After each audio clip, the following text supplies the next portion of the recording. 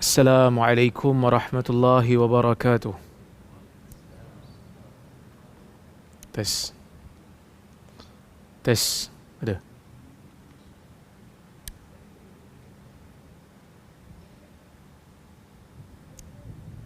Tes.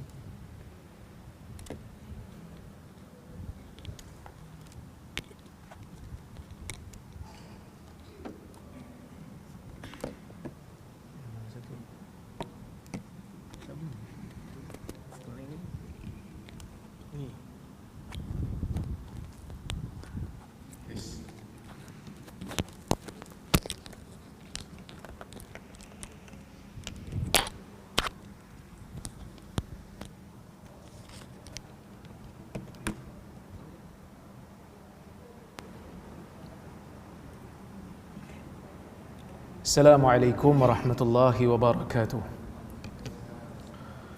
Alhamdulillah. Nahmaduhu wa nasta'inuhu wa nastaghfiruh. Wa na'udzu billahi min shururi anfusina wa min sayyiati a'malina. Man yahdihillahu fala mudilla lahu wa man yudlil fala hadiya lahu. Ashhadu an la ilaha illallah wahdahu la syarika lahu. Wa ashhadu anna Muhammadan abduhu wa rasuluh. Allahumma salli wa sallim ala Muhammad wa ala alihi wa sahbihi ajma'in. Ya ayyuhalladzina amanu taqullaha haqqa tuqatih wa la tamutunna illa wa antum muslimun. Ya ayyuhan nasu taqu rabbakumul ladzi khalaqakum min nafsin wahidah wa khalaqa minha zawjaha wa batha minhuma rijalan katsiran wa nisaa'a. واتقوا الله الذي تساءلون به والأرحام إن الله كان عليكم رقيبا يا أيها الذين آمنوا اتقوا الله وقولوا قولا سديدا يصلح لكم أعمالكم ويغفر لكم ذنوبكم ومن يطيع الله ورسوله فقد فاز فوزا عظيما فإن أصدق الحديث كتاب الله وخير الهدي هدي محمد وشر الأمور محدثتها وكل محدثة بدعة wa kullu bid'atin dhalalah amma ba'd. Muslimin dan muslimat yang dirahmati oleh Allah Subhanahu wa taala sekalian. Alhamdulillah pada malam ini kita dapat sambung semula kuliah kita, cuma bertukar hari. Sebab apa tukar hari? Sebab orang-orang di Kuala Lumpur sana diorang minta kuliah hari Isnin tu lepas Isyak juga. Diorang tak sempat nak balik daripada masjid untuk ikut kuliah. Jadi dia orang kata biarlah kami hari Isnin online saja, tak perlu hybrid.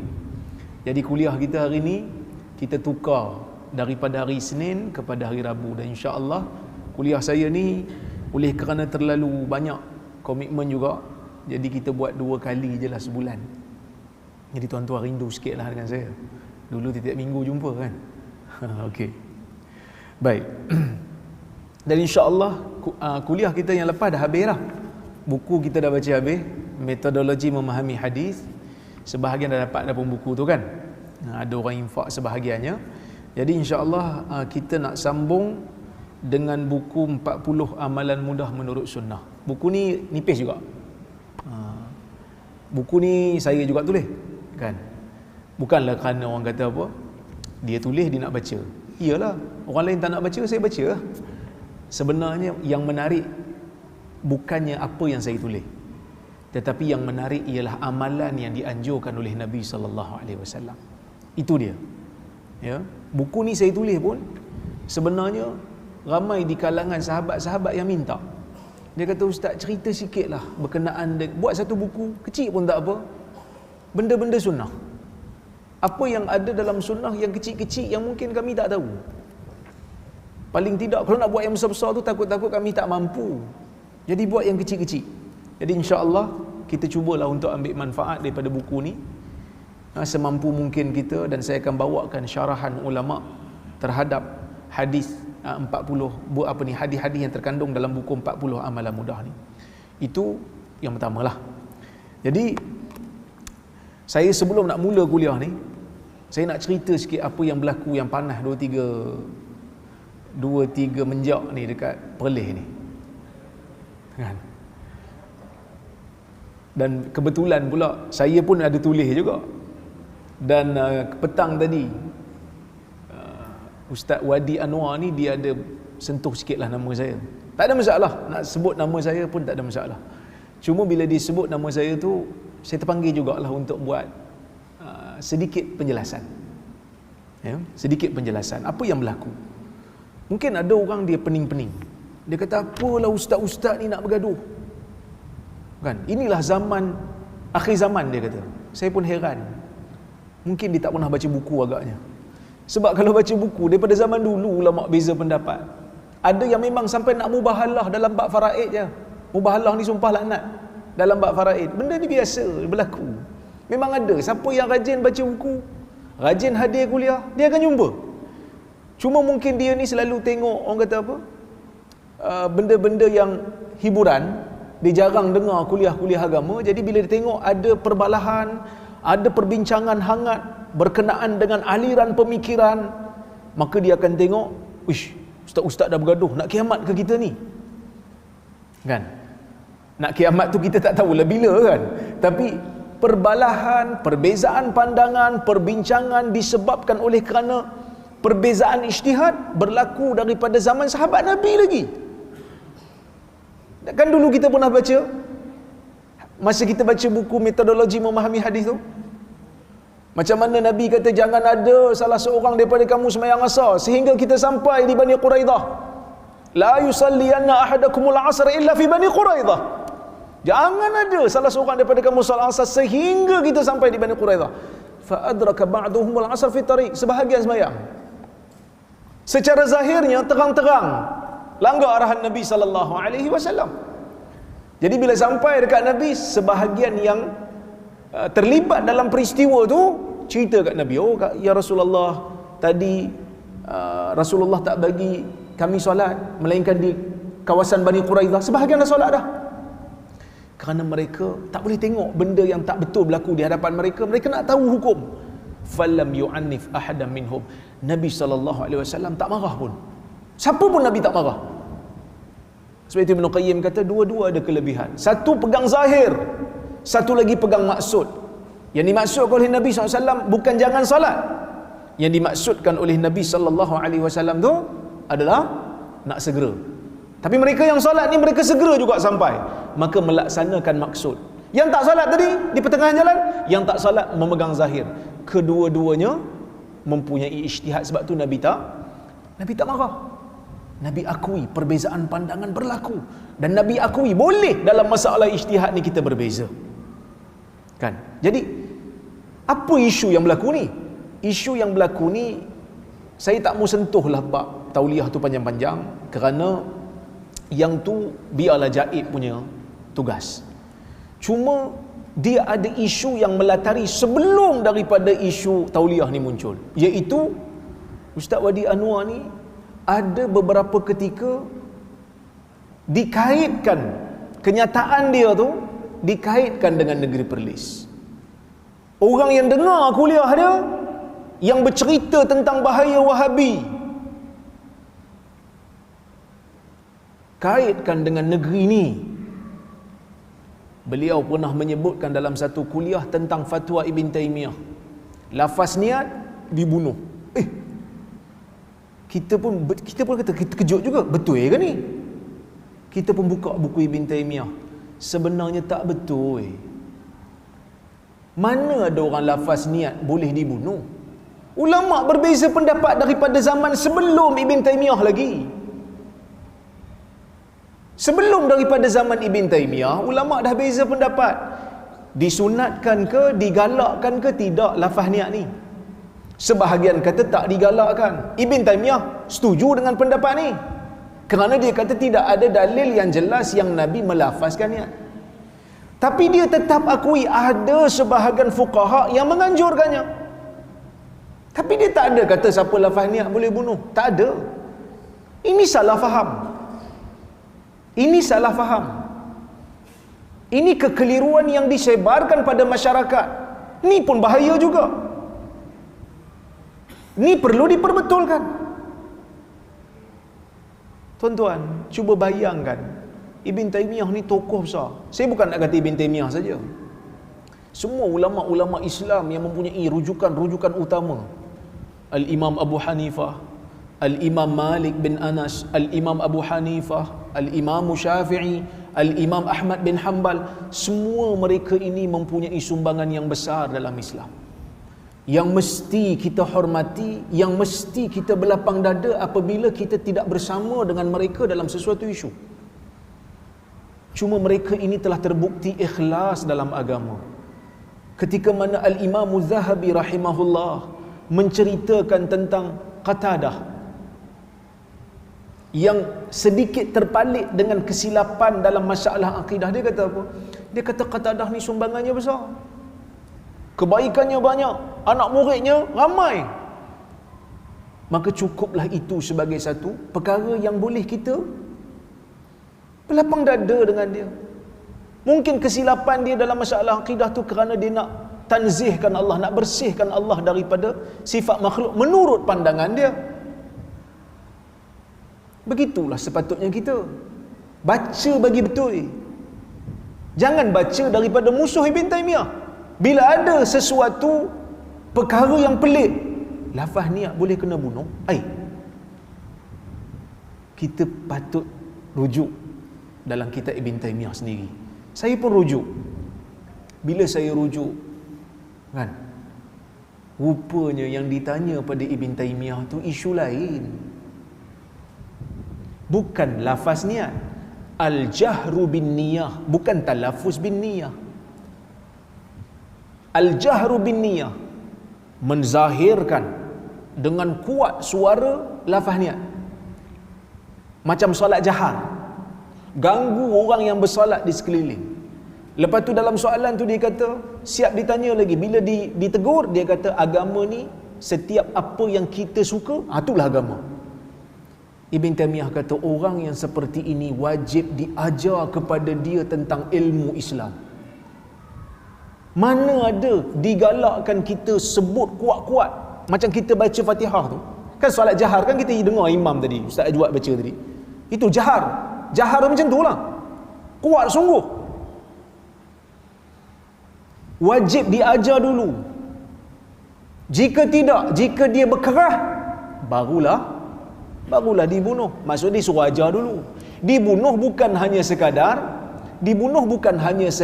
dia kuatkan, tetapi dibunuh sebab dia telah menambah satu benda dalam Islam. Sebab dia sendiri kata menguatkan suara dengan niat ni wajib. Tengok dalam kitab Ibn Taymiyah, dia jawab soalan, orang tanya soalan macam tu. Jadi bila kita jawab, orang kata kita cari gaduh. Sedangkan kita disuruh untuk membela orang yang dizalimi. Sebab tu kita nak, sebab bila Ustaz Wadi sebut tentang Ibn Taymiyah, tentang fatwa yang sebegini, orang mula kata Ibn Taymiyah pengganas. Orang yang dengar kuliah seperti ini, kuliah dia bukan dia seorang sebut benda ni, ramai lagi. Sebahagian daripada pelajar Al-Azhar pun ada sebut benda ni. Orang mula kaitkan Ibn Taymiyah dengan pengganas kerana benda ni. Orang mula percaya. Jadi kita yang tahu, kita disuruh untuk bela orang yang dizalimi. Ibn Taymiyah dah meninggal. Bukanlah semua benda kita setuju dengan pendapat Ibn Taymiyah ni, ada yang kita tak setuju pun. Ada pandangan-pandangan dia kita kurang setuju. Tapi yang ni kekeliruan. Ni silap faham. Kena bagi betul. Ustaz Salman ada buat video jawab. Ustaz Salman buat beberapa siri untuk jawab kekeliruan Ustaz Wadi Anwar ni dalam isu ni. Ada video.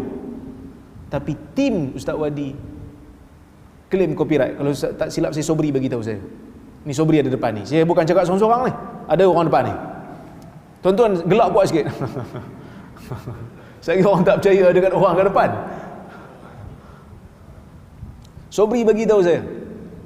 Dia kata video Ustaz Salman tu diklaim copyright, di strike copyright, dibawa turun, tak dapat nak disebarkan sebab kita gabung dua video, satu video Ustaz Wadi, satu video Ustaz Salman.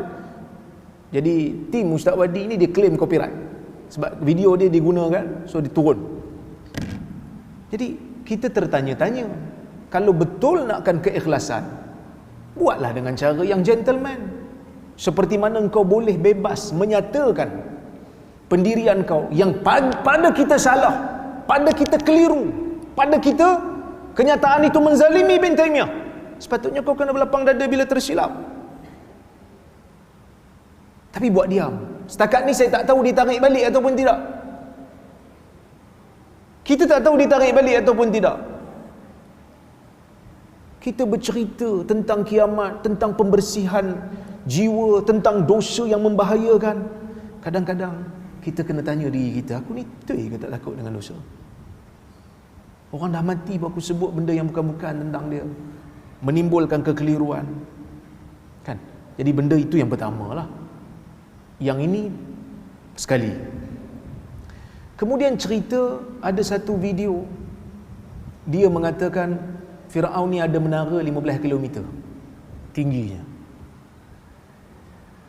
Video ni 15 km menara Firaun ni tersebar. Sebahagian daripada netizen yang mendengar video ni mula bertanya, betul ke 15 km? 15 km ni jarak dia jauh. Macam mana orang nak bina 15 km ke atas? Oksigen macam mana? Zaman Firaun tu ada ke topi yang kasawan tu? Sejuk yang ekstrim, naik tu Everest berapa tinggi? 7,000 meter. Baru 7 kilometer kan? Saya tak tahulah, ini kalau silap, sila kecam Haji lah. Jangan kecam saya. Tapi Gunung Everest tak sampai 15 kilometer. Ramai juga yang mati nak pergi naik atas tu, kan? Kena frost kan?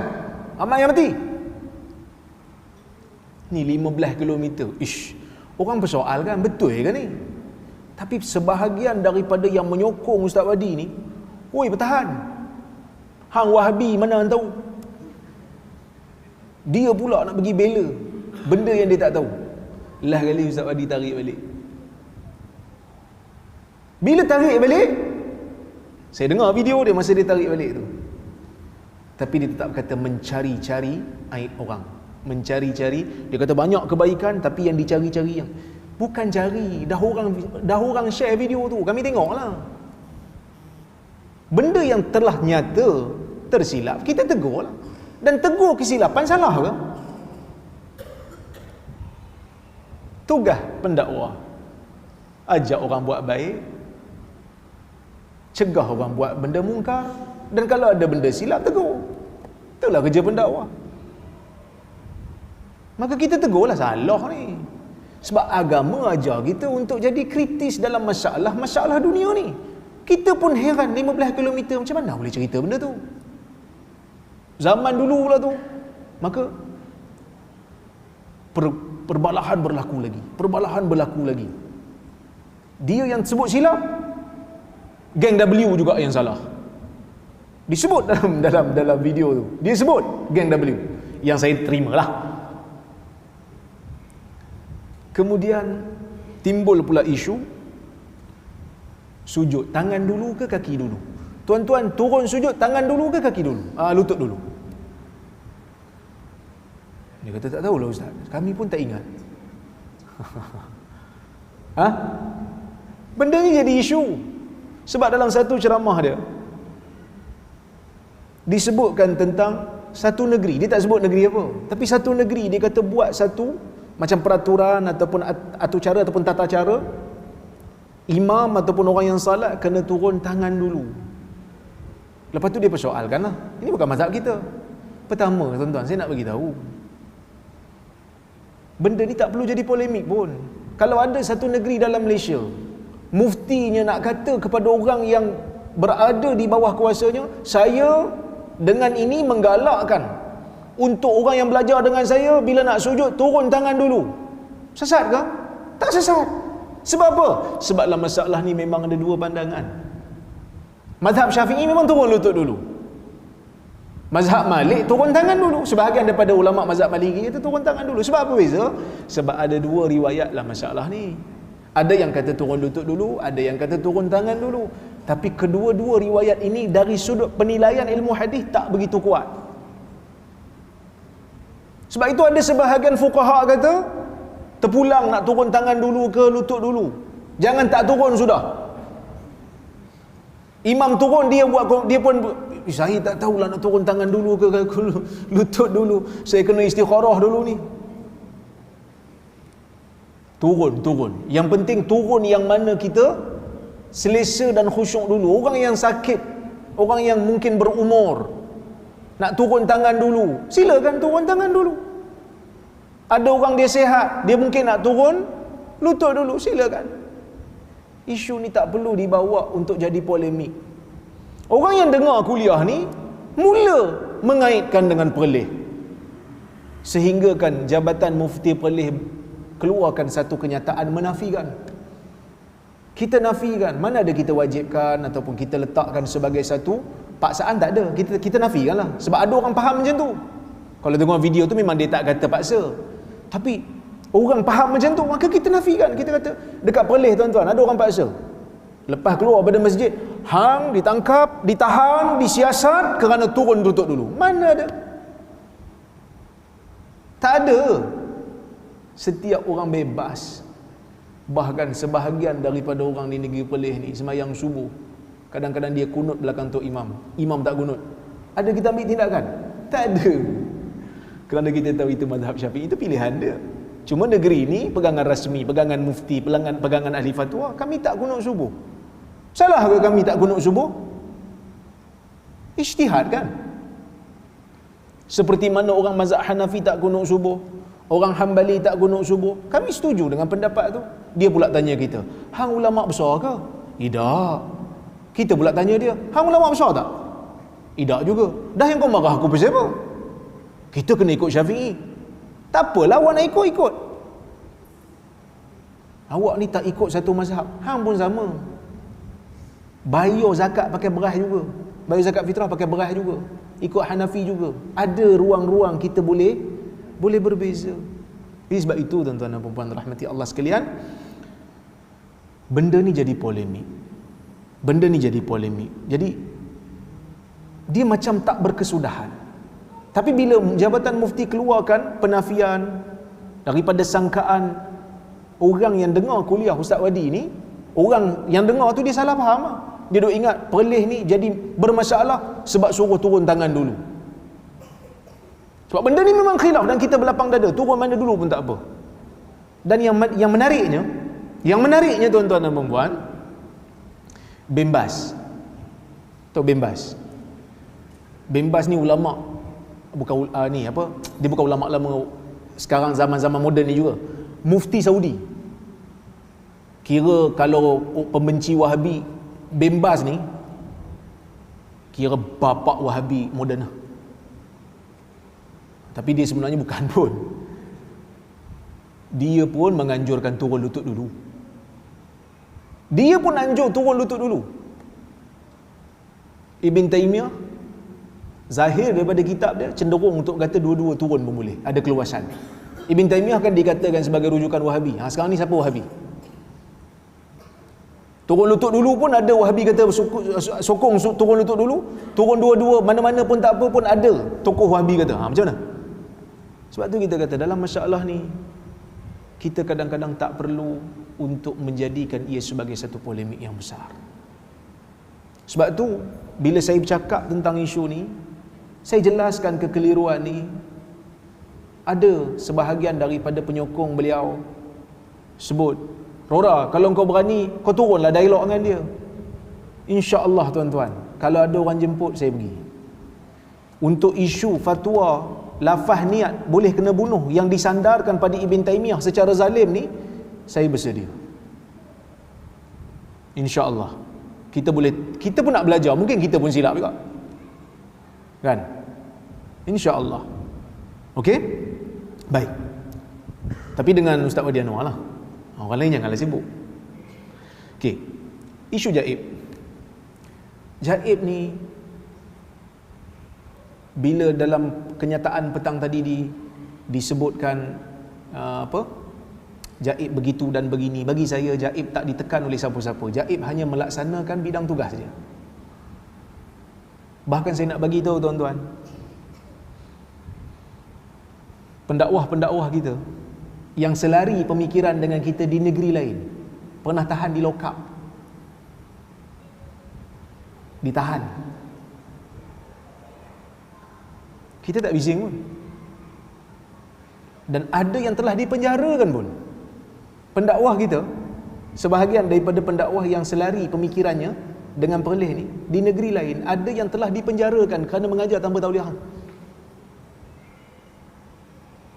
Saya pun tak mau bahas isu ni panjang-panjang, tetapi ini titah duli yang maha mulia Raja Perleh.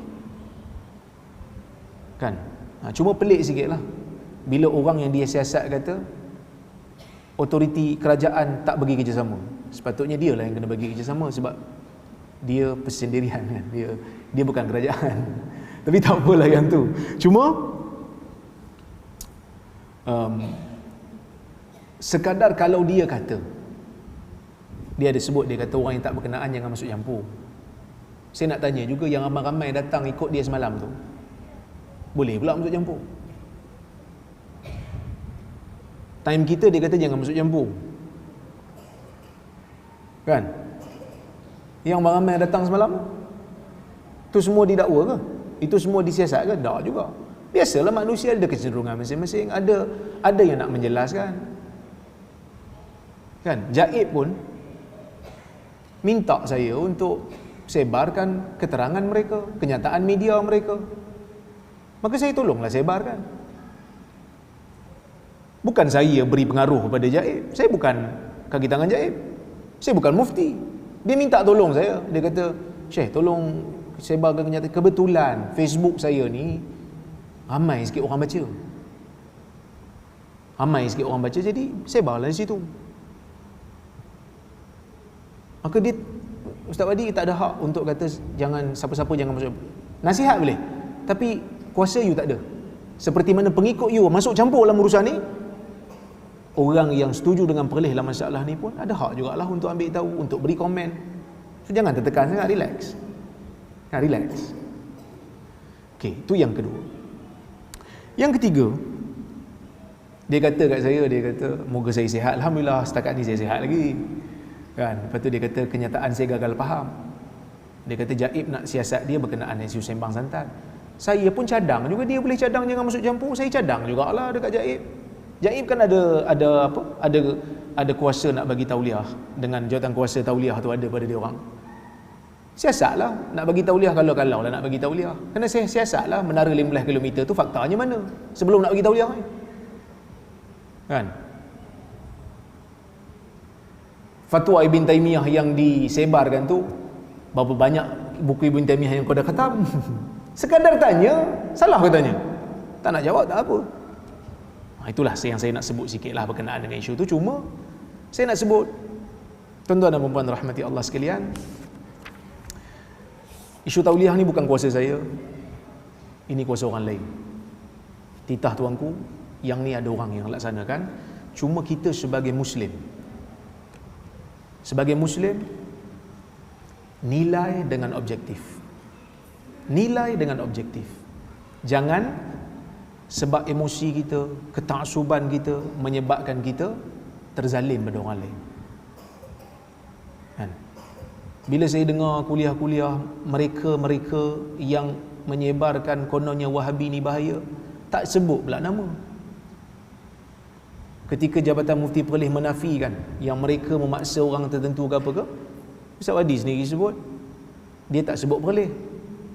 Tak sebut Perleh pula. Jadi negeri mana? Negeri mana? Tolonglah bagi tahu. Kita kadang-kadang kena jelas supaya orang tidak berteka-teki. Sekali bila orang berteka-teki, orang dah tuduh Perleh dizalimi, sian kat negeri orang negeri Perleh ni. Asyik kena tuduh je. Kan? Sedangkan orang yang datang ke sini tak ada pula dizalimi, tak ada pula dimaki hamun, tak ada pula ditikam kerana penduduknya tak sama dengan negeri lain dari sudut amalan ibadatnya. Kita terbuka dalam masalah ni. Kita matang, siapa yang nak beribadat, selagi mana ada ulama yang sebut demikian, silakan. Ada mazhab yang sebut demikian, silakan. Tak ada masalah.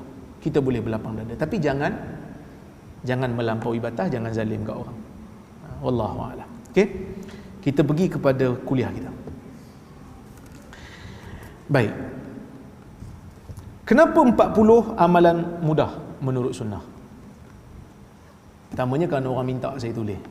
amalan-amalan mudah yang ada dalam hadis. Saya pun minta sahabat saya Ustaz Mustafa tengok hadis-hadis yang boleh disaring untuk saya syarahkan.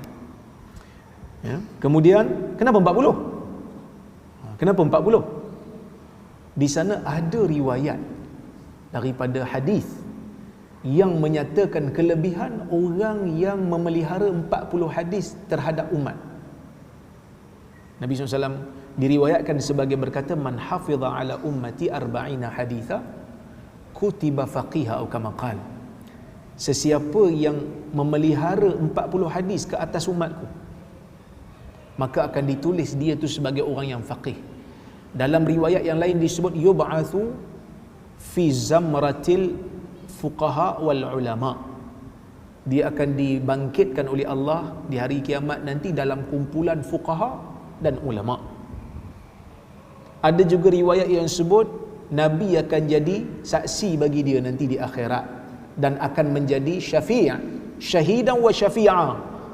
Syahid, Nabi akan jadi saksi untuk dia, untuk bela dia, dan Nabi akan jadi pemberi syafaat kepada dia di hari akhirat. Tetapi kesemua riwayat-riwayat ini dinilai dhaif oleh para ulama. Al-Imam Ad-Daraqutni menyebutkan riwayat ini dhaif. Al-Imam Al-Baihaqi mengatakan kesemua riwayatnya dhaif. Al-Imam An-Nawawi rahimahullah menyebutkan riwayatnya dhaif walaupun matannya masyhur. Al-Imam Ibn Mulaqin juga menyebutkan riwayatnya dhaif. Imam Nawawi itu mazhab Syafi'i lah. Kan? Jadi Baihaqi itu pun tonggak juga lah muhaddithin dalam mazhab Syafi'i. Jadi mereka seakan-akan sepakat, tak ada khilaf, mengatakan riwayat yang menceritakan kelebihan orang yang menghimpunkan 40 hadis untuk dihafal oleh umat, untuk dipelihara oleh umat ni sebagai dhaif. Dah kalau dhaif buat apa dia orang amal? Inilah yang disebutkan di amal dalam Fadailul A'mal. Maksudnya apa? Maksudnya hadis tu tak boleh kita confirm dan pasti kata memang daripada Nabi, tak boleh. Sebab tu tadi pun saya sebut dengan berhati-hati, diriwayatkan sebagai berkata, kerana hadis tu tak sahih. Hadis tu tak sahih. Jadi bila tak sahih, ulama amal, kerana menurut mereka memelihara 40 hadis untuk disampaikan kepada umat ada kelebihan. Kalau tak ada kelebihan khusus pun, kelebihan umum ada. Sampaikan hadis kepada orang ada fadilat. Dalam riwayat yang hasan, Nabi SAW menyebutkan, naddarallahu imra'an sami'a maqalati wa wa'aha wa hafizaha wa addaha kama sami', farubba muballaghin aw amin sami'. Moga Allah menceriakan wajah orang-orang, menceriakan orang-orang yang mendengar kalamku, menghafalnya, memahaminya, dan menyampaikannya kepada orang yang ke orang yang lain seperti mana yang dia dengar. Kerana berkemungkinan orang yang disampaikan kepadanya hadis itu lebih faham daripada orang yang menyampaikan. InsyaAllah Ta'ala bagi keistimewaan. Dan dalam riwayat ni, dalam hadis ni, Nabi SAW tak sebut berapa hadis.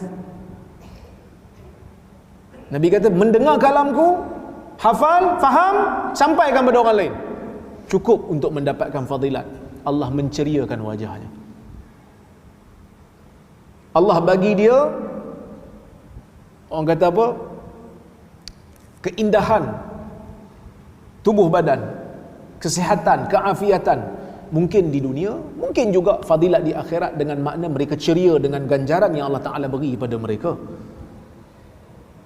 Dan mungkin dua-dua juga. Mungkin dua-dua juga. Maka ada kelebihan yang umum. Cuma kelebihan yang khusus 40 hadis tak sahih. Tapi ulama kumpul juga 40 hadis. Dengan harapan kalau riwayat yang 40 ni betul, kami dapatlah kelebihan yang disebut dalam hadis yang dhaif ni. Sebab hadis yang dhaif ni dia bukan palsu. Bukan semua hadis dhaif tu palsu.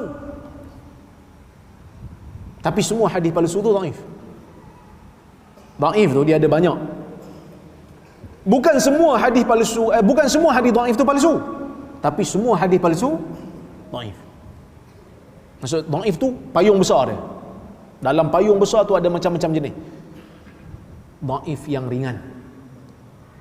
Dhaif yang ringan ni Kita cuma tak confirm dia daripada Nabi. Kita cuma kata, nak kata dia daripada Nabi ni macam tak berapa confirm lah kan. Jadi diamalkan. Kalau betul memang daripada Nabi, alhamdulillah kita dapat fadilat tu. Kalau tak betul pun tak apa, sebab kita bukan buat amalan baru. Memang ada dah kelebihan sampaikan hadis pada orang lain yang disebut dalam hadis yang hasan. Bahkan dalam hadis yang sahih Nabi SAW kata apa? Balighu anni walau ayah.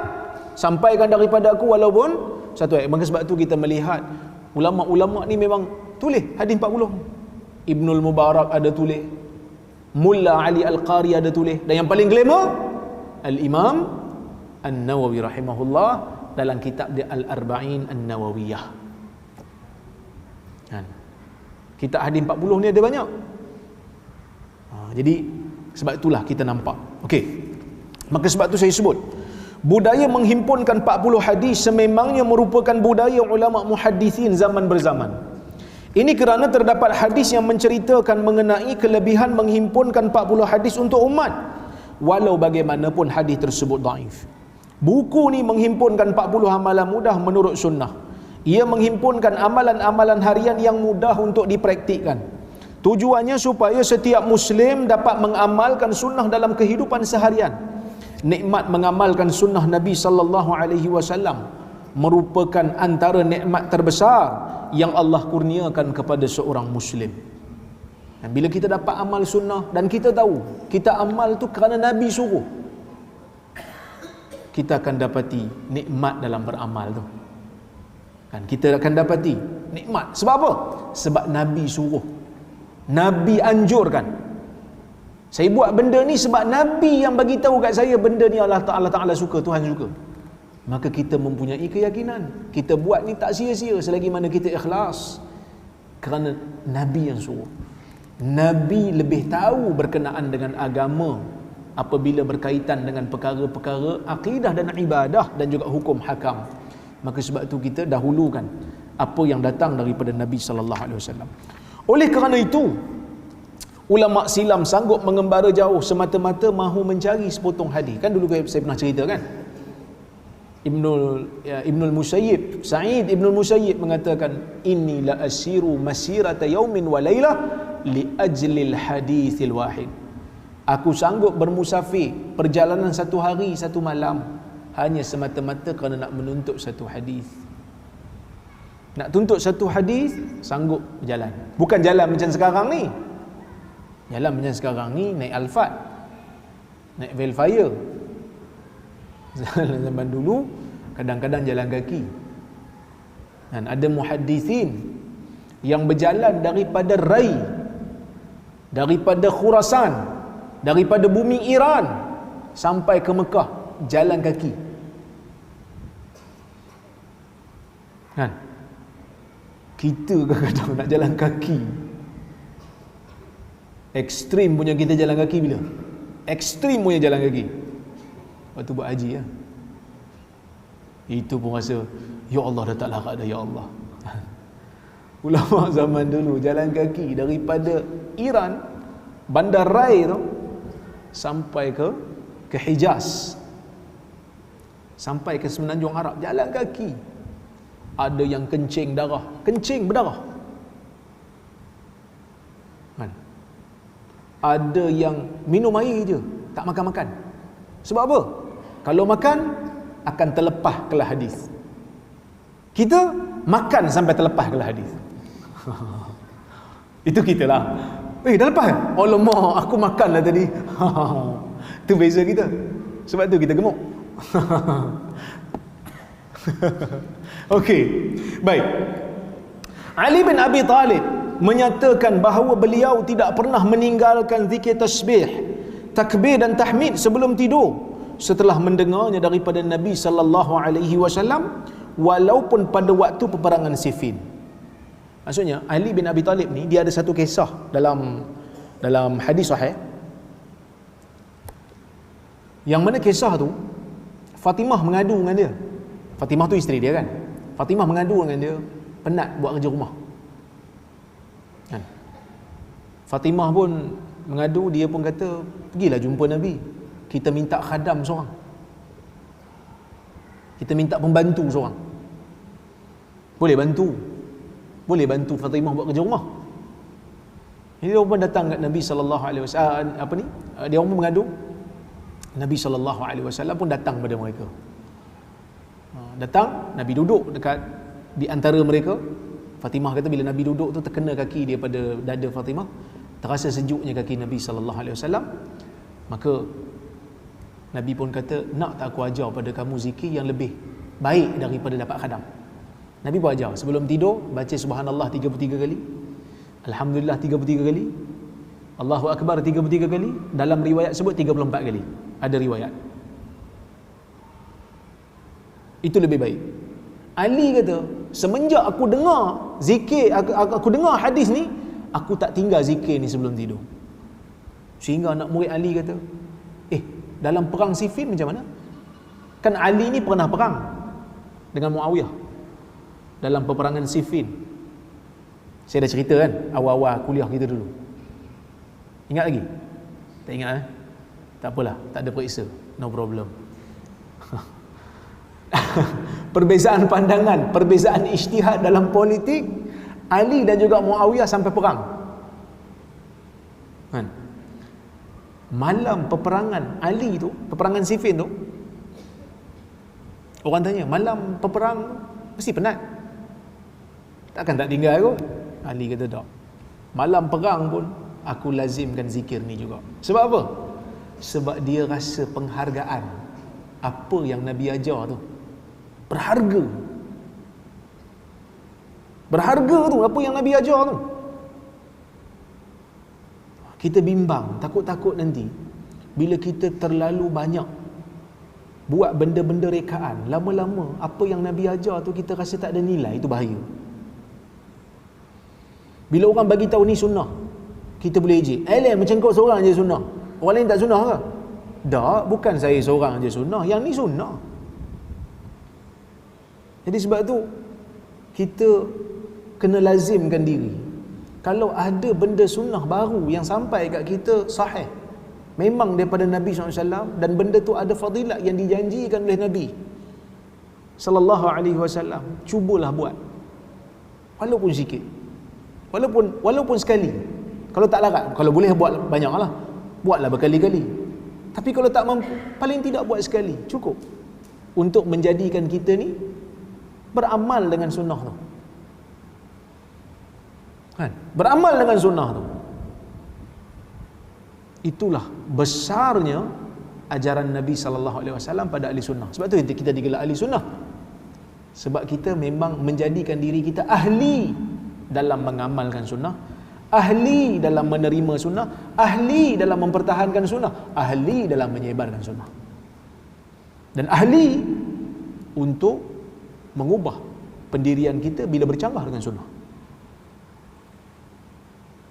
Jadi sebab tu benda ni kena ubah mind setting sikit.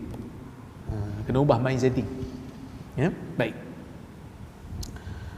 Alangkah baiknya bagi seseorang muslim mengetahui amalan sunnah. Ni dah ni ke? Dah azan? Belum ya? Baik. Alangkah baiknya bagi seseorang muslim mengetahui amalan sunnah dalam kehidupannya. Mengamalkan amalan sunnah akan memberikan ketenangan, kebijaksanaan dan hidayah kepada seseorang. Ibn Atha berkata, man alzama nafsahu adab as-sunnah nawwarallahu qalbahu binuril ma'rifah. Ibn Atha kata, sesiapa yang memaksa dirinya untuk melazimi adab-adab sunnah, nawwarallahu qalbahu binuril ma'rifah, Allah Ta'ala akan cahayakan jiwanya dengan cahaya pengetahuan. Wala maqama ashraf min maqami mutaba'atil habib fi awamirihi wa af'alihi wa akhlaqihi.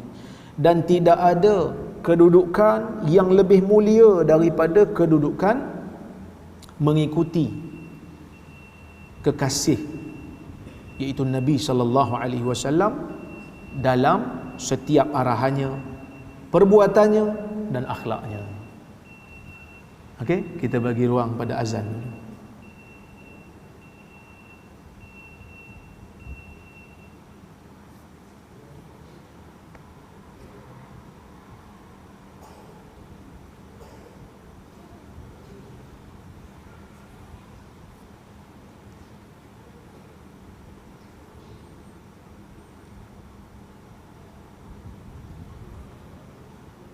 Allahu Akbar, Allahu Akbar, Allahu Akbar,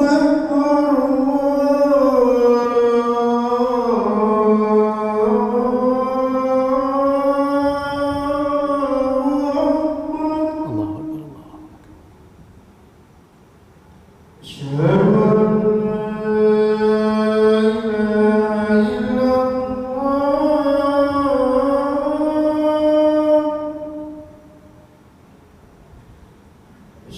an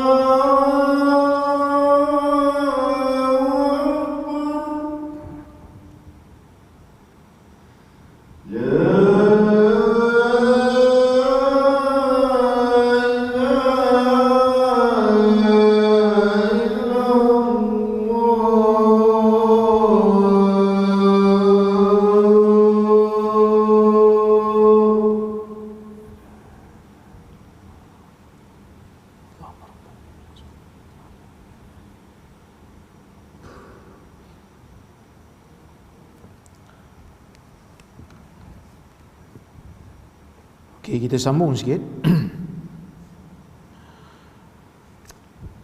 Abu Uthman berkata, Abu Uthman ni Abu Uthman An-Naisaburi. Dia kata di antara ulama ulama dalam tazkiyatun nafs.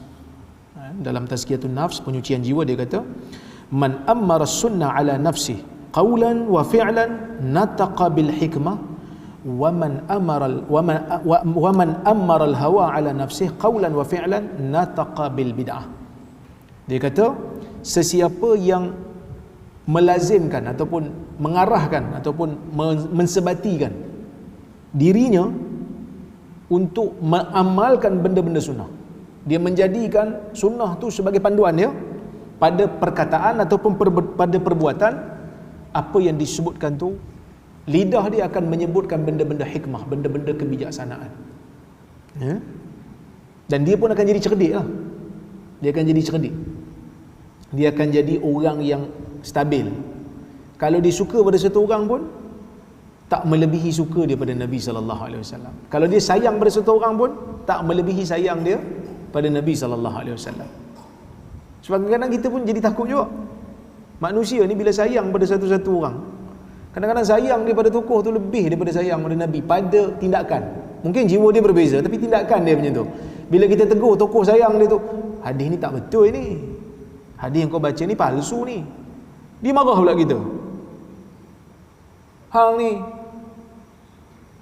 bising ah, Wahabi ah, contoh kan. Sedangkan hadis tu palsu. Patutnya dia bela lah nama Nabi sebab orang sandar benda kat Nabi, benda yang tak betul. Tapi dia tak pilih untuk bela Nabi.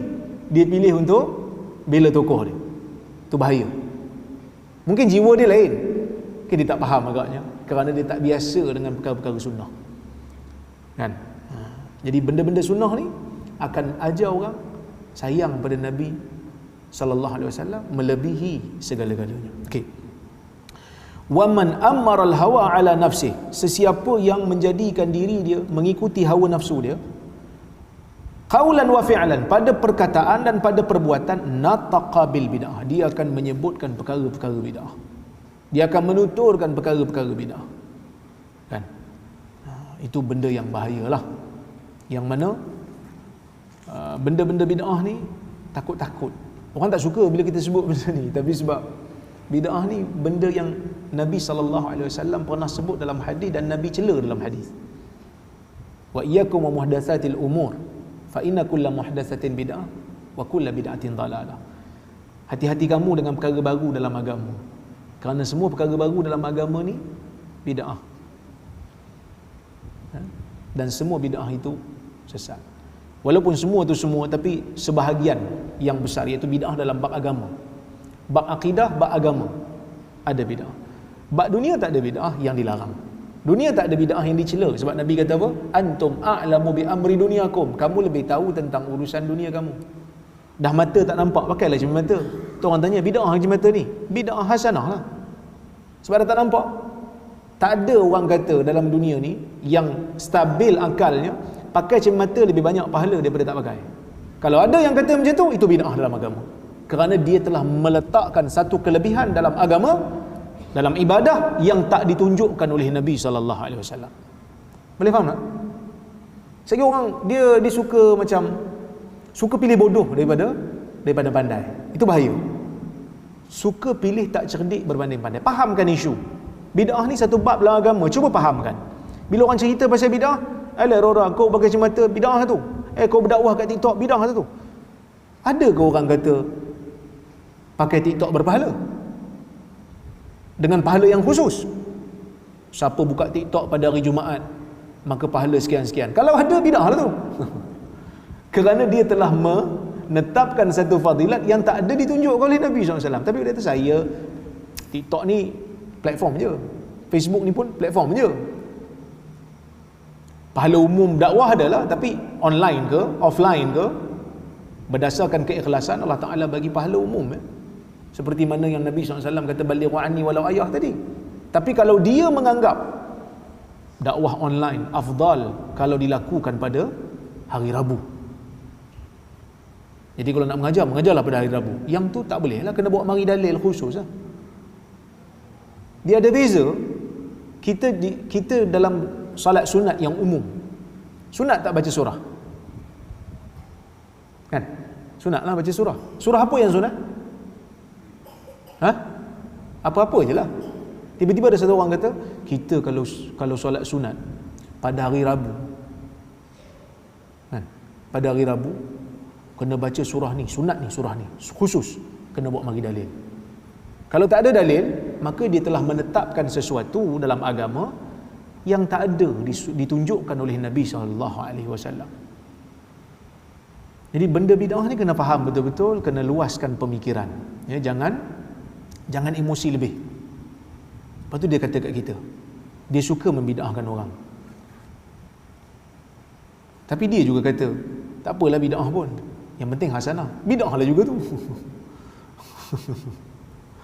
Kalau bid'ah ni, ada tak khilaf di kalangan ulama' tentang bid'ah? Ada. Al-Iz bin Abdissalam menyebutkan dalam sebahagian perkara kadang-kadang berlaku bid'ah, kadang-kadang berlaku khilaf dalam hukuman terhadap bid'ah. Sebahagian ulama kata dia bid'ah, sebahagian ulama kata dia sunnah. Ada. Bila mana ulama kata yang ni bid'ah, yang ni sunnah? Bila mana ada ruang untuk ijtihad. Kita akan dapati ulama berbeza pendapat. Jadi nak kata dalam masalah khilaf tak boleh membid'ahkan kurang tepat. Kerana dalam bab kunut subuh ada riwayat yang membid'ahkan kunut subuh. Walaupun kita tak kata orang yang mengamalkan kunut subuh tu sebagai ahli bid'ah. Kita tak kata. Kita pun tak kata bid'ah sampai dia masuk neraka. Tak, kita tak kata. Tapi kita kata ini perbahasan ilmu, ada ulama yang tak setuju kunut subuh selain daripada kunut nazilah. Tapi mazhab Syafi'i terima ustaz. Mazhab Syafi'i ada hujah dia. Dia bawa lah hujah dia. Dia bawa riwayat-riwayat yang menunjukkan kunut subuh tu ada. Dan bukan mazhab Syafi'i je, mazhab Maliki pun. Maliki pun kata ada kunut subuh ni. Dan tu kenapa ustaz tak buat? Kan kita baca dua-dua, kita cenderung pada satu. Kita ambil lah yang ni, kita rasa yang ni tepat. Kalau ada orang lain baca dia setuju dengan mazhab Syafi'i, pun tak apa. Khilaf daripada awal lagi. Nabi SAW kata memang ada khilaf dalam masalah ni. Kalau awak kata bid'ah, maka awak telah menerakakan saya. Tak. Yang kata neraka tu Nabi. Kita tak berhak. Tak ada siapa boleh menerakakan orang Muslim yang lain, kerana itu hak Allah. Orang tengah buat maksiat, kita kata perbuatan ni haram, boleh membawa ke neraka. Tapi kita hukumkan dia neraka? Tak. Terpulang pada Allah lah. Tapi perbuatan tu boleh bawa ke neraka tak? Boleh bawa. Macam itulah kita berinteraksi. Sebab tu saya pun nasihatkan juga kita bersama ni, kalau masalah-masalah khilafiyah yang muktabar, kita tak perlu keras sangat dalam masalah khilafiyah yang muktabar, kerana ulama-ulama muktabar sendiri berbeza pendapat. Kita nyatakan pendirian kita dan kita berlapang dada dengan orang yang berbeza dengan kita. Tak perlu keras sangat dalam masalah khilafiyah ni. Masalah yang betul-betul memang tak ada khilaf, kita tegahlah sikit. Kan? Kita tegahlah sikit. Tapi kalau tak ada, dia tak ada kait dengan isu agama, tapi tersilap, kita betulkan sekadarnya, kita bagi tahu tak tepat tu. Menara Firaun 15 km tak tepat. Kan? Walaupun cerita dengan nada sedih, kita masih lagi rasional untuk menilai. Kan mungkin orang dia tengok, uish, betul ya, insaf dengar kan. Terharu saya. Tapi tak logik. Kena tegur lah, ini tak logik ni. Wallahu a'lam. Mudah-mudahan ada manfaat untuk diri kita bersama. Ada soalan?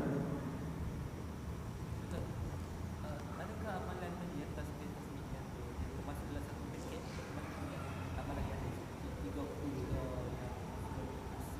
Macam mana? dia masuk dalam satu paket sekali tak? Yang mana?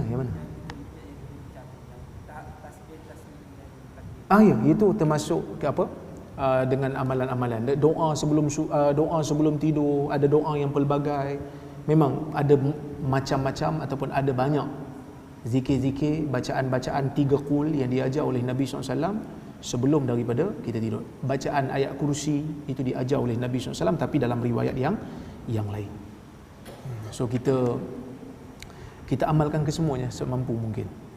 Wallahu a'lam. Okey, terima kasih banyak kepada semua yang hadir pada malam ini. InsyaAllah jika ada kesempatan kita bertemu lagi, mudah-mudahan ada kebaikan pada apa yang disampaikan pada malam ini. Mudah-mudahan kita menjadi manusia yang insaf, menjadi manusia yang adil dalam penilaian, tidak taksub kepada mana-mana pihak. Wallahu a'lam. Saya mohon maaf terkasar bahasa tersilap kata. Aqulu qawli hadza wa astaghfirullahal azim li wa lakum. Assalamualaikum warahmatullahi wabarakatuh.